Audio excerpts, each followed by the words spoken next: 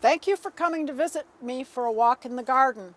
I'm Liz Davey, and this is NCTV, a gardening and cooking show. It's more cooking in the wintertime, more gardening in the summertime. But we are out in the garden today, and it's plenty cold. We're doing the last bit of winter preparation in the perennial garden today. And now's the time that I take my baskets, which are filled with oak leaves, and I like to use baskets, but you can, if you have large flower pots, they work just fine. The oak leaves don't mat down, so they make a perfect thing to put in here to insulate the plants. And what I'm going to do is put these over my chrysanthemums, and you'll notice I haven't cut the chrysanthemums down. If you dig under the leaves, they do have some basal foliage, but I'm just going to leave this top part on and bend it over and put the basket over it, and then I'll weight it down with a rock. And this will stay nice and snug. I've got a few that escaped here.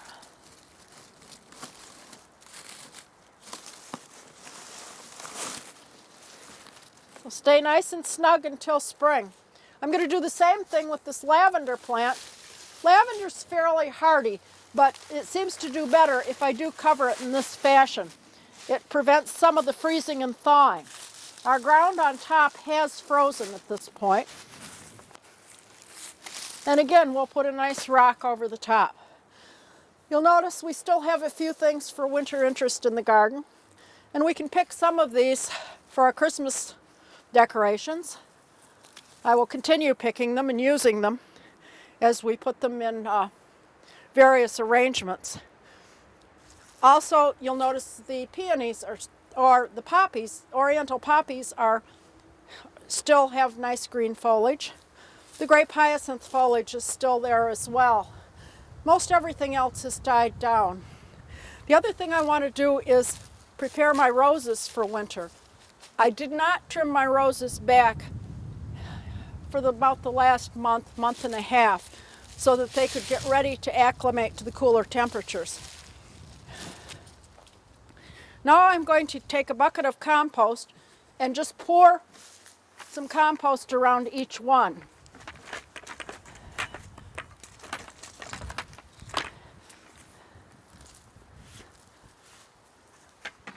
After I planted a few of these roses, I found out that you're supposed to bury the graft. Well, I didn't bury the graft on all of my roses. And so I cover them with compost through the graft area for the winter. And I'll go around and do this to all the roses. I don't cover the rose itself with anything. I just put the compost over the base of it. And then the compost also provides nutrients for it in the spring. I'm also going to move back here, and this holly's pretty well overgrown. And I'm going to cut it back, and we'll be using that in Christmas decorations too. This is a good time to prune it. There are a few berries in here. However, most of the berries have been eaten by the birds. The robins love holly berries, so if you had a lot of berries, check on them to make sure they're still there. If you've had some robins come through on their way further south, they may have eaten up some of the berries. Most of the berries on this one are somewhat interior. They got the ones they could easily reach. We have a few sprigs with some pretty berries on them. Those we'll use in our winter arrangements. And now we're into the vegetable garden. We're working a little fast through the garden today because it's pretty cold out. Things in the garden are pretty much ready for winter. The spinach has already frosted and frozen. The parsley I'll leave. The spinach will get plowed under when the garden's plowed. Parsley gets left as is. I have the last few parsnips to dig, and I'll be digging these and then keeping them in a cool place for the winter. And we had a few pretty good-sized parsnips. You have to be careful when you dig them not to hit them with the fork. What I'm going to do is twist the foliage off of them and put them in my basket. And then the foliage can get plowed under with the rest of the things. We have another one here. We like these roasted, and they will keep quite well in a cool place, either the refrigerator or in the garage, in my case. That concludes our work in the vegetable garden for the most part this winter. We'll plow it up and then wait for spring to do some planting. Remember, we also have a row of garlic that's been planted over on the other side and some strawberries right here. So we have to avoid plowing those up. And I will be putting stakes and string around those so that we will remember not to plow them up either now or in the spring. I've covered the strawberries and the garlic both with a layer of straw as winter protection. Now let's go back to the shed and make a few Christmas decorations. We have a skim coat of ice on the pond this morning. There are some leaves in it, and when it thaws, which it probably will in a few days, it's just a very light coating of ice. I will come in with the net and scoop out as many leaves as I can. We've had some wind the last few days that have blown a few of the leaves that are still coming down into the pond. The ring that I put in last time is doing its job and keeping a hole in the skim of ice so that the gases from the fish waste and plant decomposition can escape from the pond. That way the fish will be able to get some oxygen. The fish are moving very slowly, if at all, today. They're really slow. Their metabolism has slowed way down. We quit feeding them when the temperature consistently dropped below 50 degrees, and they won't get fed again until it rises above 50 degrees in the spring. Their metabolism is slow that they don't need food and in fact can't digest it if it's there. So we will just leave them there and they will do fine on their own, just moving very, very slowly, if at all, in the pond. Now I'm going to go into my workroom, which is also my storage room. Today I'm going to put together a basket for the holidays. This will go on my front steps, but you might also want to use it next to a fireplace or even on a table as an arrangement. It's a fairly large arrangement, so you'd need a large, perhaps, entry table to use something like this. I'm using a product called Oasis, or I guess they call it wet foam now. Florists call it Oasis, and what it is, it's a foam product that soaks up water and holds it, and you've probably found it in some arrangements you've received. I've soaked this overnight in a whole plastic containers full of water, and I'll put that right into the basket, and this will be the base of my arrangement. I'm going to start with some sticks.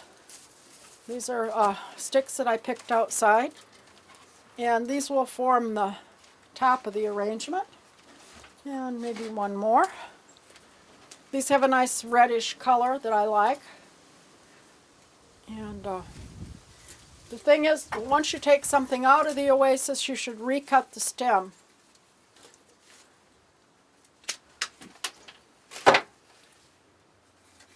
I'm going to get a little framework, and then we'll start adding things. We had just picked some holly, so I'll add some of that.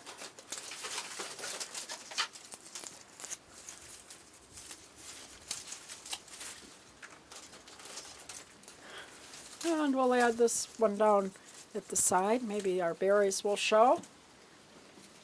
And we can add all sorts of things to the arrangement. This is PJM rhododendron, but it has a nice reddish leaf that I like. And I'll put some of that in. The leaves curl up, as you can see, on a cold day. They've curled, as do regular rhododendrons. It's perfectly normal. Nothing wrong with them. They just do that on a cold day. Then we can start adding some evergreens, and I've picked a variety here. This is hemlock. I'll need to come around to the front as well. This is Arbovita, which is a nice flat one, and it makes a nice front piece. Again, a little more hemlock. And I'll dig a little and see what we have.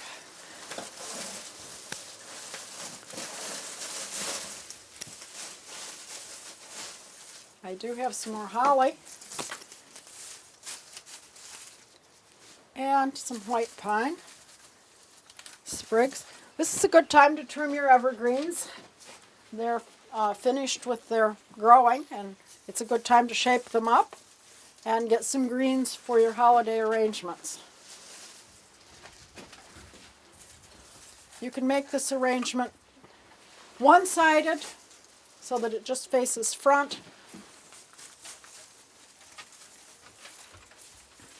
or you can make it a round arrangement that you could use in all directions. And I'm going to turn it so I can see what's going on here. The other thing I like to add is Leucothwaite, which I have growing, and it's an evergreen, but it's a broadleaf evergreen again. And that one needs to be cut.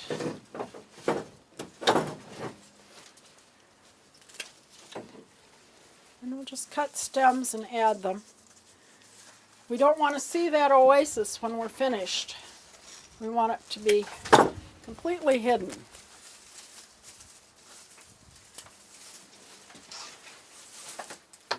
I like a variety of greens. You could, if you only have one kind, and you can still make a nice arrangement with just one type of evergreen.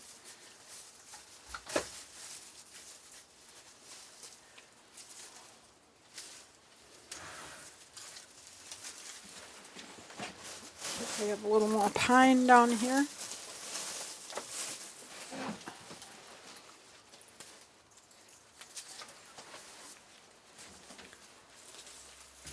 This one needs to be turned, I believe. And I'll cut its end again.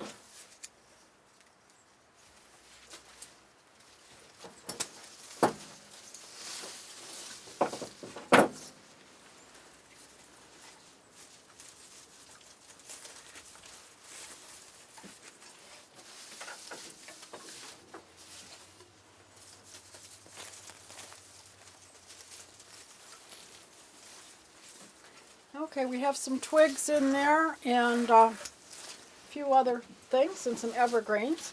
I'll add a little more of the Leucothwaite.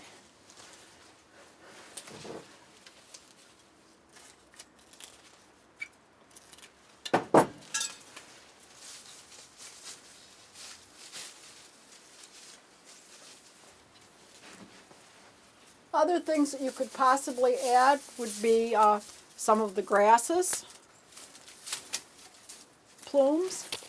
They'll last a while. They may not make it the whole winter if it's outside, but they will last for a while. Any types of pods that you have.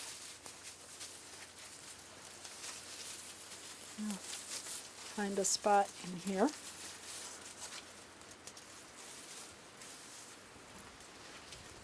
Maybe a back. It's often good to work in 3s or 5s, uneven numbers, keeping things. You could also add hydrangeas if you happen to have hydrangeas, and we'll add a few of the sedum pods as well. These are kind of the last things you add to kind of embellish it. And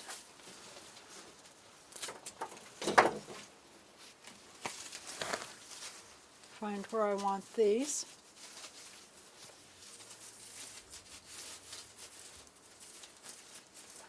I think we'll put that one back there.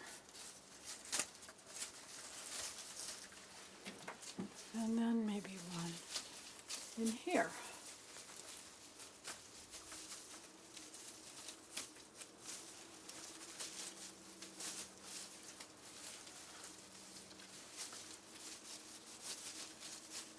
if you keep these outside, this needs to be shortened, the floral foam that's wet will freeze in freezing weather. But the arrangement will last a surprisingly long time.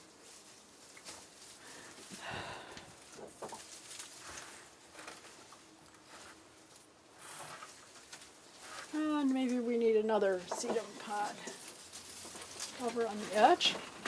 I take the leaves off.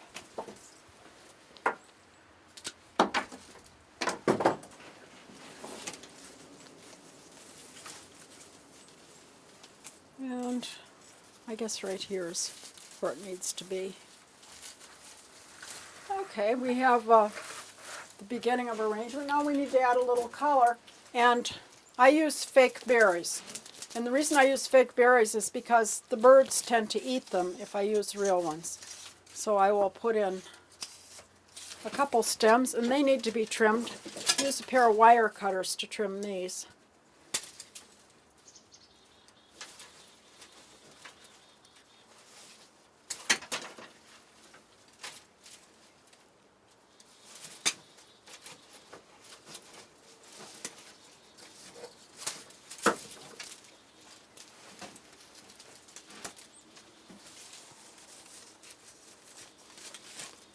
We'll just tuck a few of these in. And then I also have a few apples, which I have fastened to some skewers. These are not real. You can use real ones. They will not last the winter, and the birds will eat them. I need to see what I'm doing a little bit here.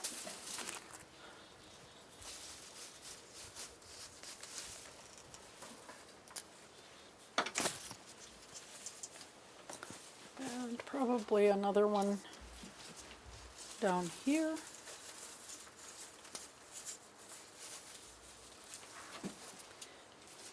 You can also add cones to the mixture.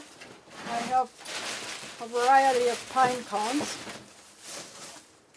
Some years my trees produce tons of pine cones, some years not so many. But I do have a few cones that I can add, and I have some of these big guys which I like to put in. And I think we can put one of those right in here and just kind of nestle it in the basket.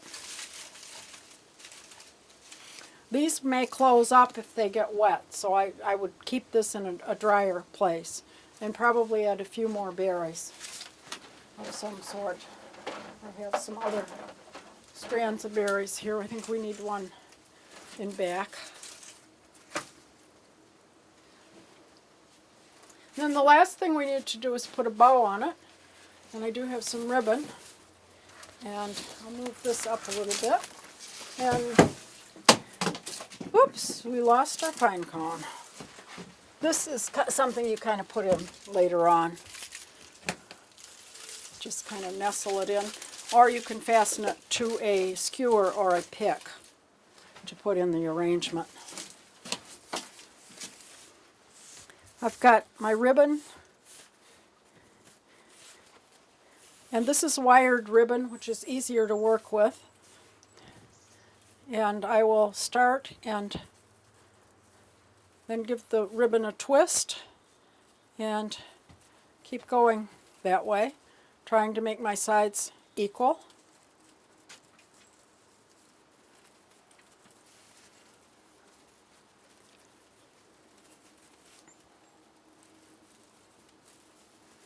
Give it a twist and hold it with my thumb. Again, another twist.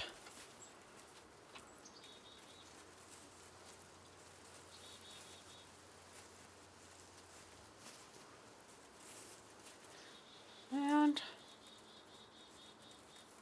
another twist.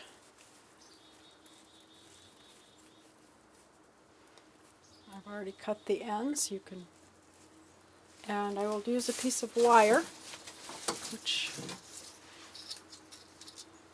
this is called paddle wire. It's available in Floral Supplies or in Michael's or AC Moore, and it's very handy to have if you're doing decorating of any sort, because it cuts.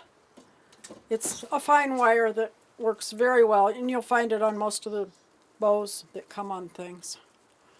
And the idea here is to fasten it, kind of even it out, and then pinch it very tightly in the middle. Some people like to put an extra little twist of bow in the middle. I rather like them just plain. And then you can fluff it up, pull down the tails a little bit. Let's see, there's the other tail.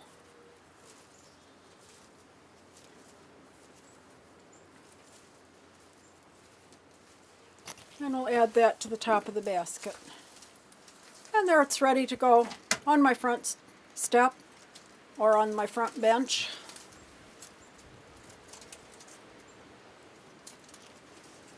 Or you could make an arrangement inside. It's really fun to put together arrangements from your garden, things that you've grown. You can embellish them a little bit with a few other things. But it's nice to use things that have grown in your garden. And this bow can be fluffed up a little. The nice part about the wire in the bow is it does hold its shape a little better. And there we have an arrangement that we can use for Christmas decorating. Now it's time to go in and do some cooking and prepare some food for Christmas. Nice to come in from the cold. It's time to do some Christmas cooking, and today I'm going to make a cranberry coffee cake, and then we'll do some Christmas cookies, getting ready for the holidays. All of the things that I do make today can be frozen and used later, or you can eat them right away, which is what probably will happen to most of mine. The coffee cake is a quick cake. It doesn't include any yeast, so it's called a quick bread. And it's pretty easy to make. We're going to use half a cup of butter and 1 cup of sugar.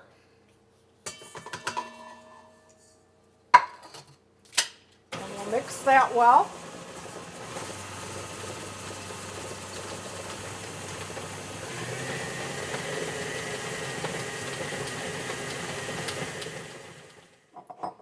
Then we'll add 2 eggs.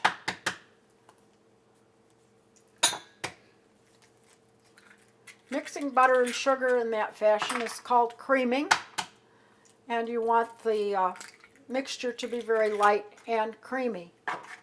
And having the butter at room temperature helps that happen quite well. We'll add the eggs and then again continue to mix.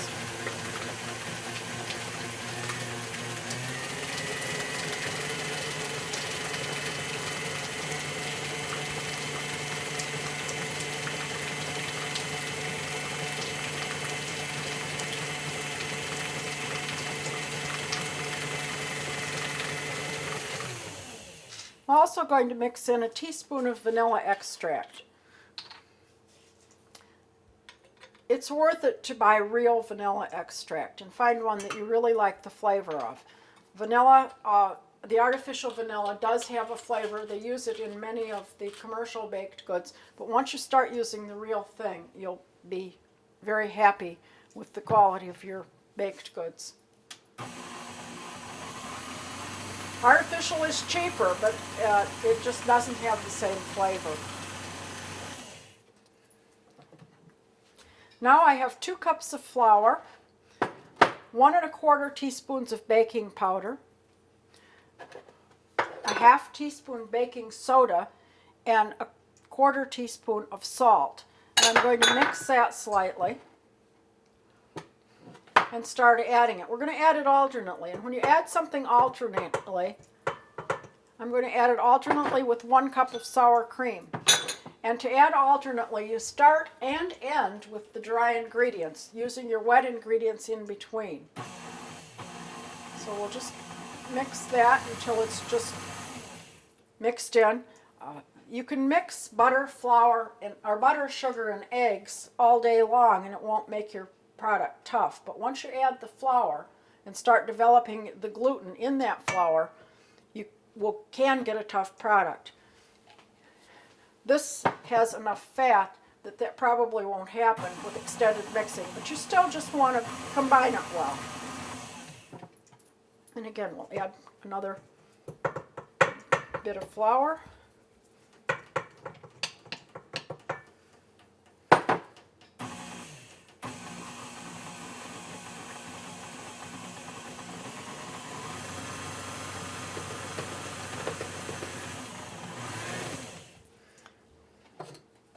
The rest of the sour cream.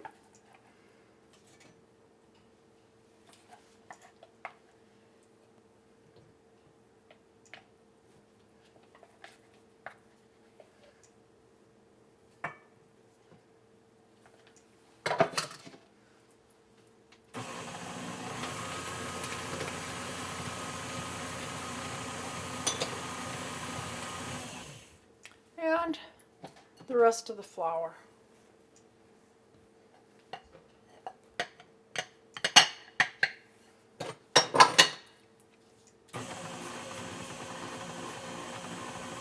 And this time I will go around the edge of my bowl to make sure that all of it's incorporated.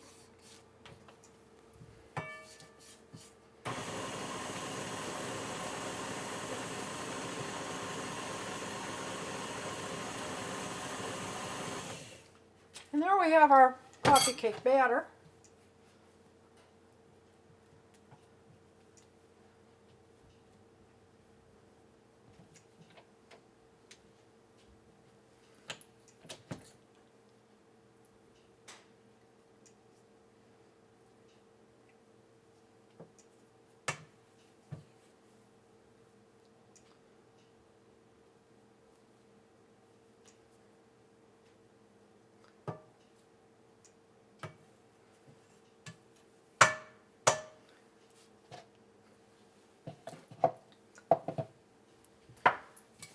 There we have our batter all finished.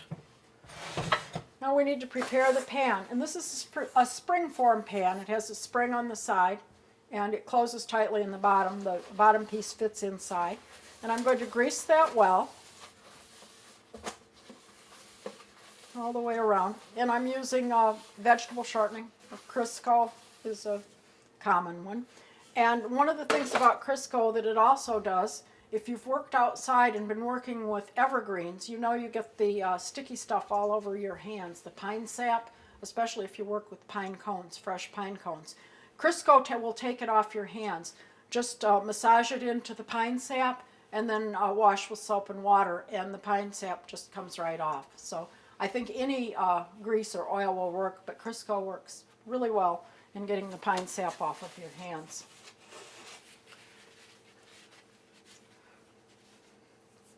Now to prepare the pan, I'm going to put in a 1/4 cup of chopped almonds and shake them around the pan to get a nice even coat. Then I'll put in about 2/3 of the batter and spread it on top.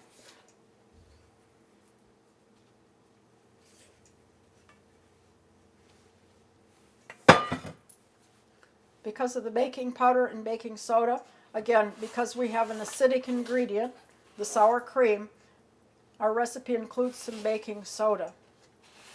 You'll notice with sour cream, brown sugar, molasses, all of those add some acid, and usually you'll add some baking soda in addition to your baking powder or in place of when you have an acidic ingredient.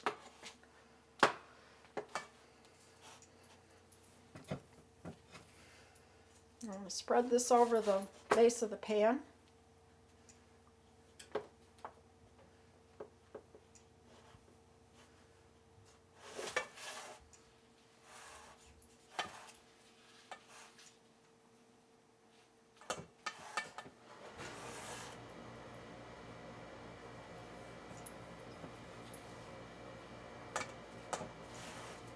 And then we'll add 1 cup of whole berry cranberry sauce. Now you'll notice it's not the whole can. I have some left, and I'll have to use that for some other purpose. Perhaps we can have it with our chicken sometime. or perhaps make another coffee cake. I don't think there's quite enough for a whole nother coffee cake, but there is some left. It isn't a whole can of cranberry sauce. You can also use in this coffee cake any type of canned fruit pie filling. Cherry's very good. Makes a nice one for Valentine's Day. Blueberry is excellent too. So any of these, either pie filling or cranberry sauce, but for Christmas I like the cranberry. And put that over the top.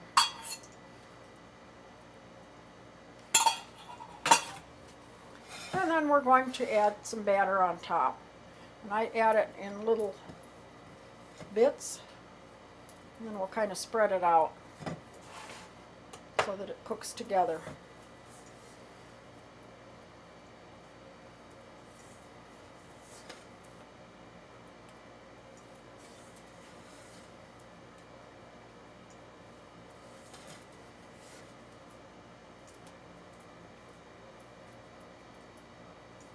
On the side.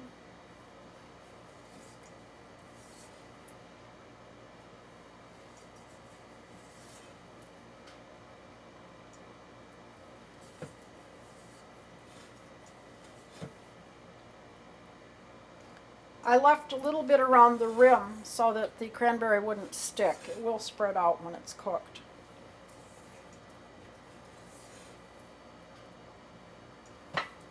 Start spreading this out a little bit.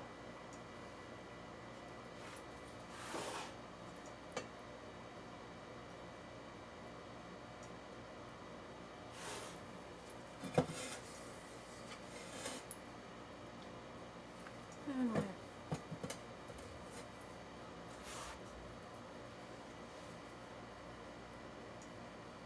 the ideal is to pretty much cover up all that cranberry sauce.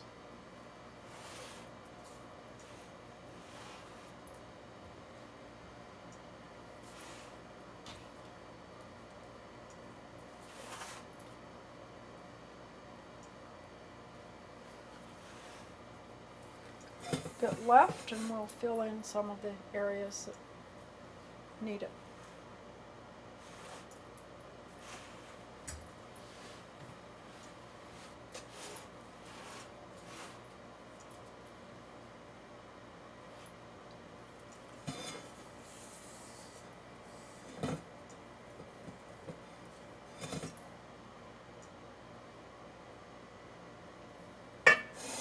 Now we want to make some topping for this. And in the bowl I have a 1/4 cup of flour, a 1/4 cup of sugar, 2 tablespoons of butter that's softened. And I'm going to put in a 1/4 teaspoon of vanilla.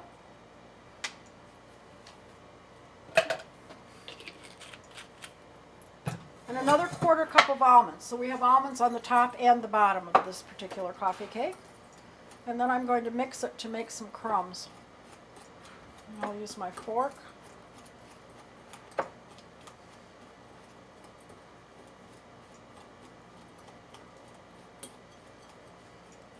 I chopped the almonds prior to starting in my food processor. You could also use a nut grinder to finely chop them.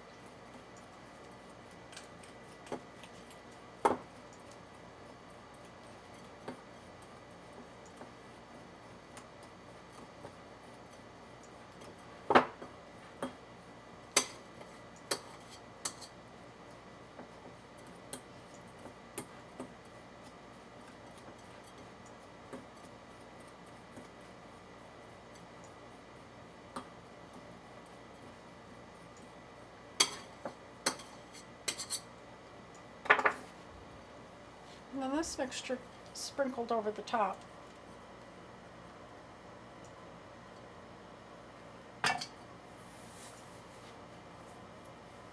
Even it out a little bit. And then into the oven it goes for about an hour. After it comes out of the oven, we're going to cool it in the pan for 15 minutes.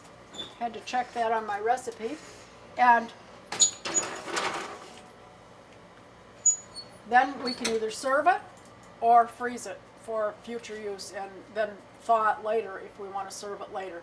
Very good coffee cake, nice with coffee. Almost makes a nice dessert. And I'm going to set my timer. I'm going to set it for a little shorter than the hour so that I can check it.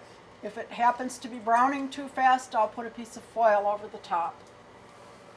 Now, let's make some Christmas cookies. Several people have asked me how I make my rollout cookies, and I always have them at the Federated Church Holly Fair, and I've had several people ask. So if you're one of those people who asked, I'm going to make rollout Christmas cookies at this point. I'm going to use a cup of butter, no substitutions here, and I use unsalted butter.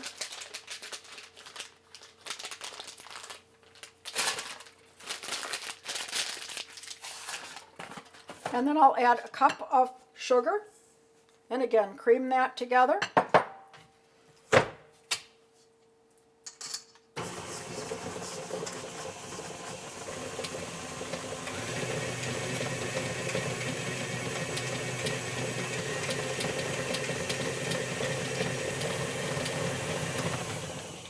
To this we're going to add 2 eggs.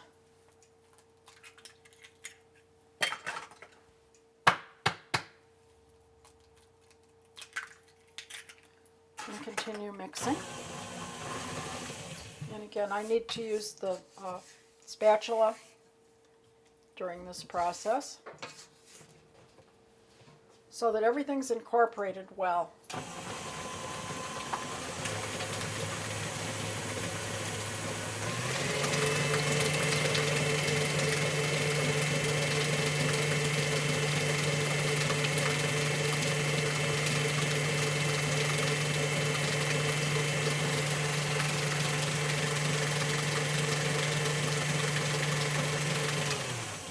Now I'm going to add a teaspoon of pure lemon extract. That's what flavors my sugar cookies.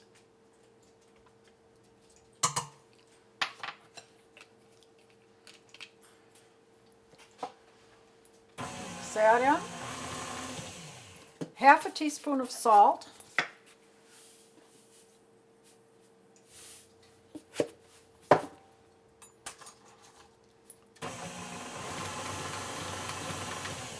And then we'll gradually add 3 cups of flour. The reason I say gradually is because it can get messy. It sprays out.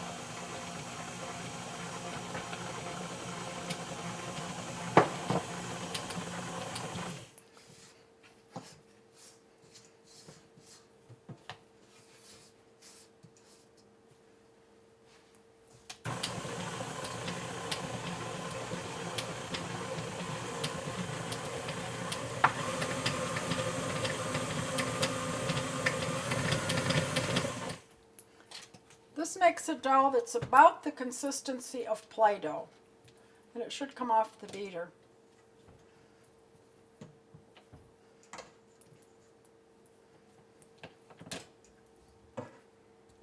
Fairly easily.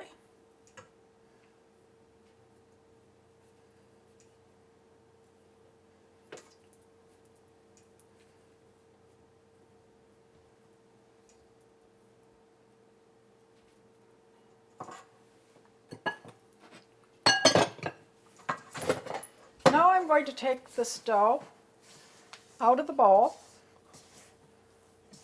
making sure that the bottom got all mixed in well. And I'll put it on a piece of plastic wrap.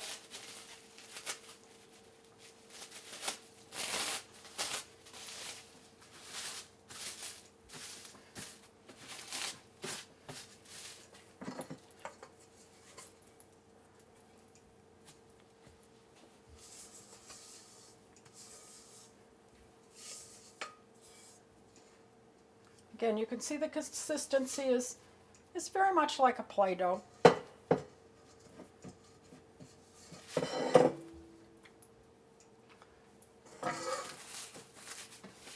At this point, I'm going to wrap it in plastic wrap and chill it in the refrigerator. And you can chill it either 1 or 2 hours, probably about 2 hours, or you can chill it 24 hours.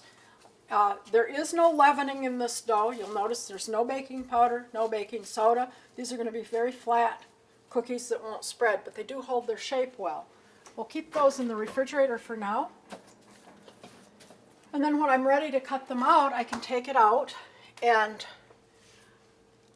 cut it. Through the magic of television, I just happen to have more dough that I can roll. Now I take it out of the refrigerator a little bit, warm it up a little bit until it's just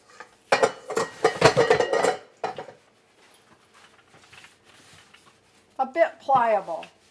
Then I always use, when I roll my cookies, a canvas and a rolling pin cover. And this is what it looks like in the store. It's well worth, if you want to make roll-out cookies, roll-out biscuits, just about anything you roll out except yeast dough, which doesn't work as well on them. But this is what it looks like. It comes with a stockinette cover for the rolling pin and a canvas, new canvas.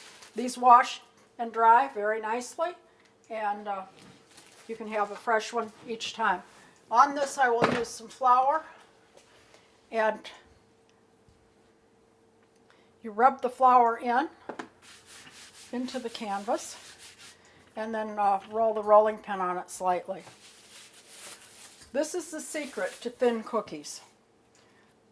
And I'm just going to roll a little bit of this dough at this time. We have our cookie sheet ready. I don't grease this cookie sheet. There's plenty of butter in the dough. I prefer a flat cookie sheet to those with sides. The cookies brown a little better.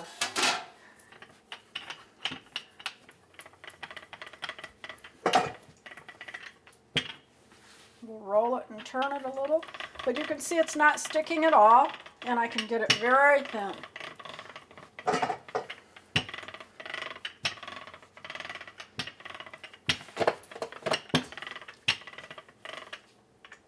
It really isn't a very big secret at all, but it does work. And then you can cut it with your cookie cutters. I'm going to make Santa faces today.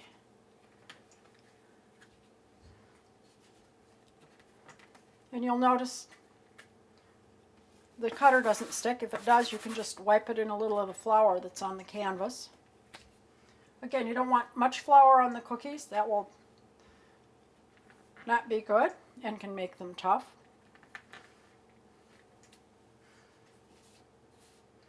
And these can be put fairly close on the sheet because you know they aren't going to spread that much.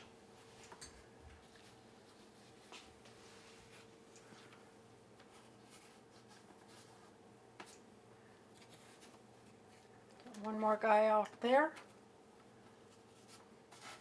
I put a dozen on this pan. And then you can gather up your scraps and re-roll them. It will get tough if you re-roll it too many times, but you can roll it 2 or 3 times. Again, this recipe has sufficient butter that it stays pretty tender. And again, no sticking. I'll just get a couple more out here.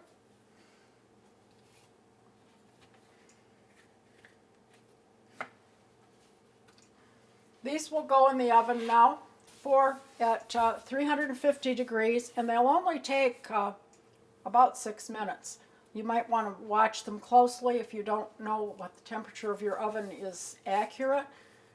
They will take different times based on whether the oven is cycling through its on or off time. Because they are thin, you do have to watch them. You want them a little brown, but not burned. So be cautious in watching them. And they will bake about 7 minutes. Now it's time for some frosting. Let's move over to the countertop and do some frosting.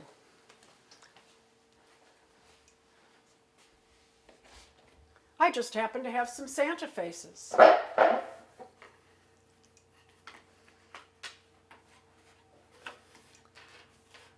Here are a few of those baked Santa faces that I cut out. You can barely see the imprint on it, but you can see slightly what the design is. I've already made the frosting, and the frosting that I make is 1/3 cup butter, 3 cups of confectioner's sugar, some vanilla, and if you prefer, you can also add a little almond extract. If you're cooking for people who are allergic to nuts, however, leave the almond extract out. Then I add milk, just regular milk, whole milk or 2%, until I get the consistency that I want. And this is spreadable, not too thick, not too thin. Just keep adding milk a little at a time. I start with 2 or 3 tablespoons and then work up from there to get the consistency that I want. Now when I frost cookies, I kind of do an assembly line process. I'll do one thing to all of them. And at this point, I need some different colors. So I want some red. And I'm using a concentrated red. These are available in the craft stores now as liquid or paste color. And because I want pink, I'm going to use a toothpick to get some of this out and just add it a little bit to the frosting. I'm going to frost his face first.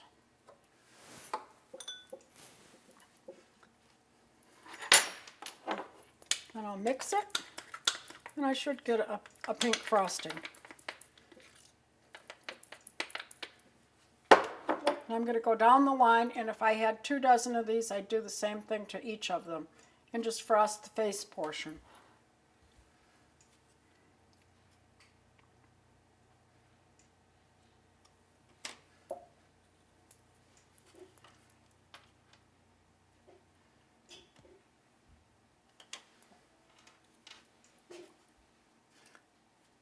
The nice thing about doing it in a kind of assembly line is that by the time you finish with 2 dozen cookies doing the faces, they've started to dry before you add another color.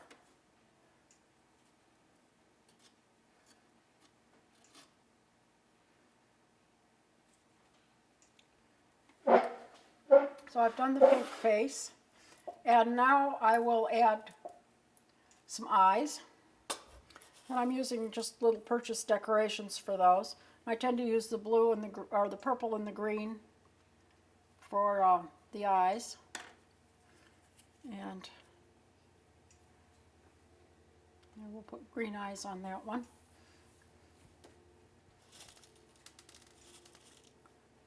This is the pickiest part, is picking up the different ones to use. But I'll go through about every time I've put 6 or 7 faces on and add eyes.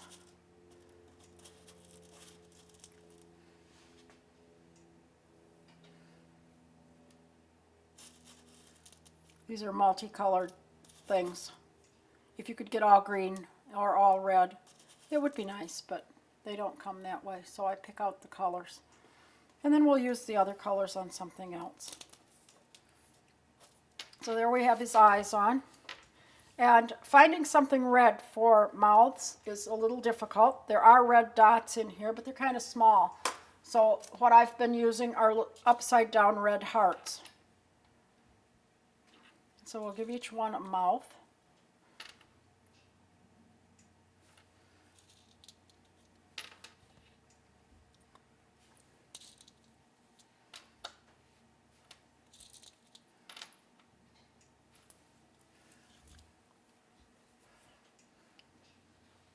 And then we're ready to do the hats, and we need to add more red color for this one.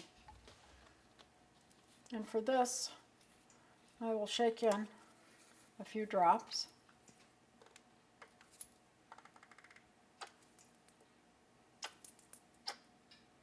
This is pretty concentrated, so it will become redder. And mix that.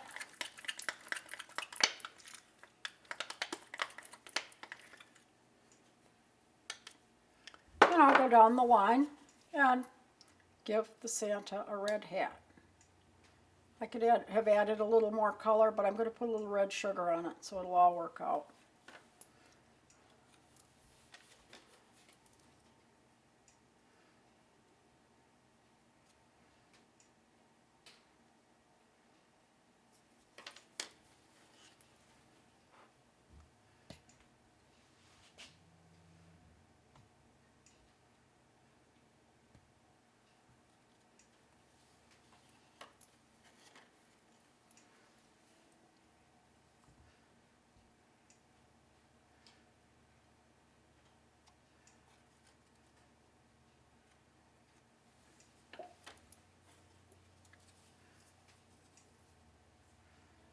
These take a little more time, but they are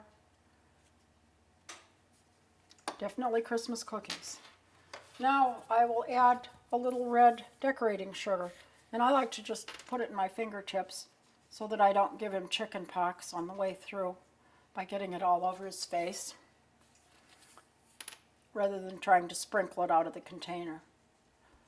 And just put a little red sugar on that.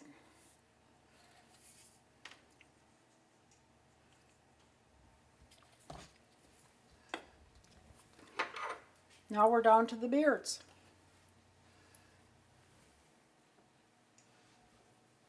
And we'll add white frosting for his beard.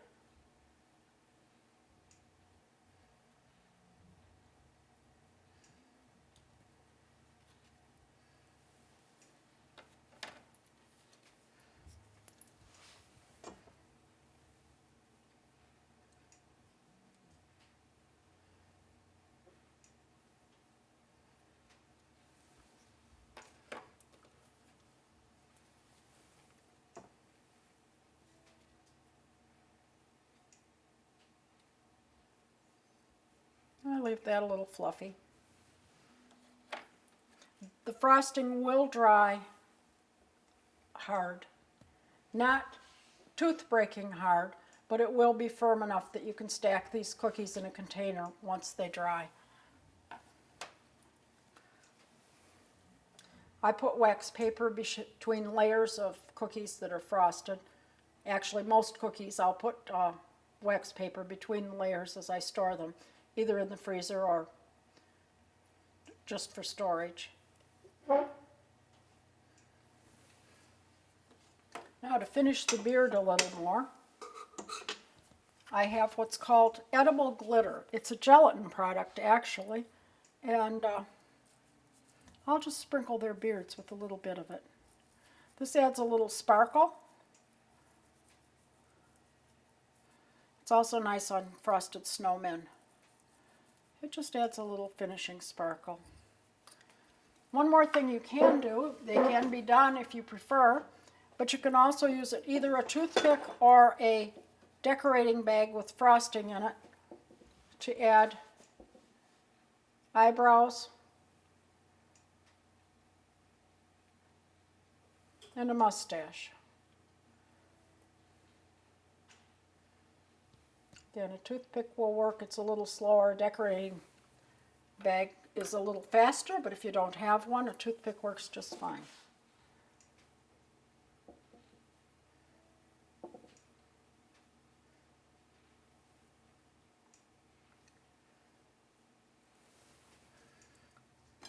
Put a few of these on a plate.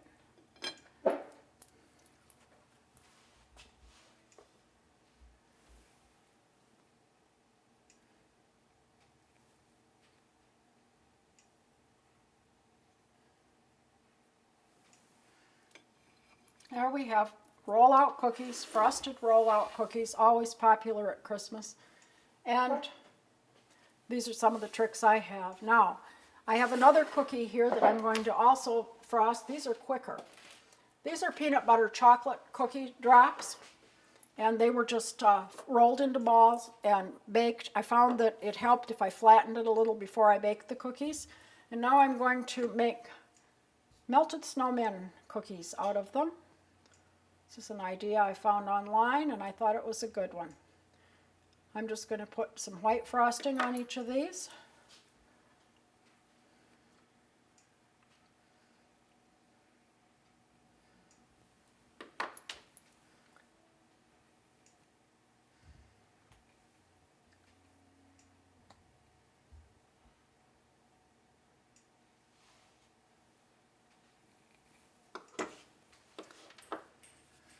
And then we need to add a hat, a snowman's hat. And for that I'm going to use Reese's cups that have been cut in half. And that makes a hat.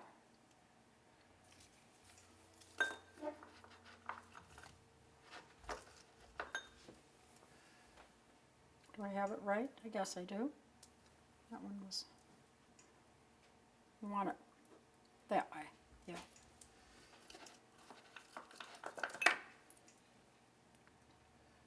And then we'll add some mini chocolate chips for eyes.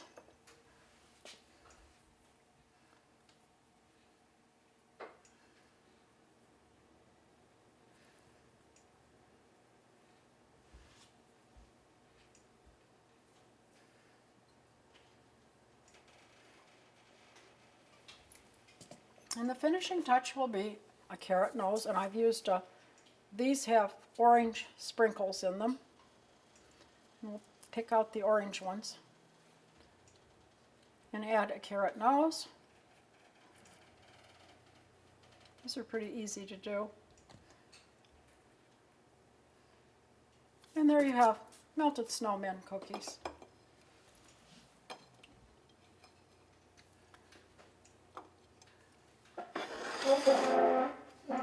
Thank you for joining me today for a walk in the garden and some time in the kitchen. We've enjoyed doing some of the Christmas preparations together. This is NCTV and I'm Liz Davey. Join us again for our next show.